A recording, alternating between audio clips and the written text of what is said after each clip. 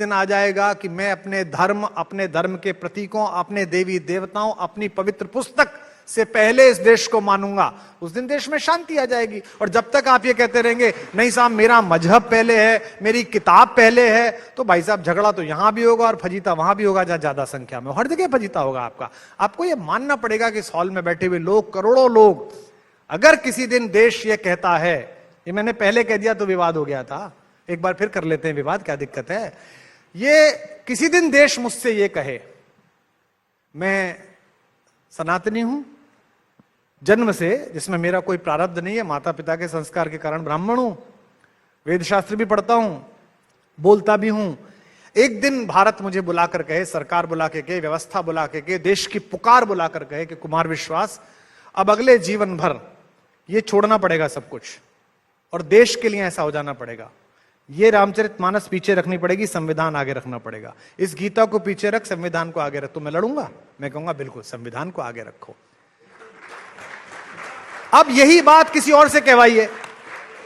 कि आप इस किताब को पीछे रखिए, संविधान को नहीं साहब पहले तो, अरे ये कैसे होगा। किसी ने मुझसे कहा ये व्यर्थ का सवाल है, आप कह सकते हैं, किसी ने कहा ये मूर्खतापूर्ण सवाल है, हम चुने ही क्यों देश और धर्म में से, चुनने का मौका आता है। आज मैं बता रहा हूं, नाम नहीं लूंगा, सब जानते हैं,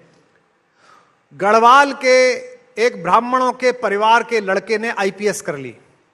जिनका अपना काली मंदिर है, जो बड़ी धोती के ब्राह्मण हैं, कर्मकांडी ब्राह्मण हैं, उनके लड़के ने आईपीएस कर ली और भारतीय गोपनीय सेवाएं ज्वाइन कर ली। भारत ने उसे कहा कि भारत की रक्षा के लिए ये कोल्ड वार चल रहा है, पाकिस्तान चले जाओ, 6 साल वहां रहना है। भारत का वो लड़का इस्लाम के सारे कानून सीखकर सब कुछ कराकर विदेश चला गया। उसने नहीं कहा था धर्म मेरा पहले है, मैं काली की पूजा कैसे करूंगा, उसने नहीं कहा। आज कल तालियां बजा रहे हैं हम सब लोग धुरंधर के लिए,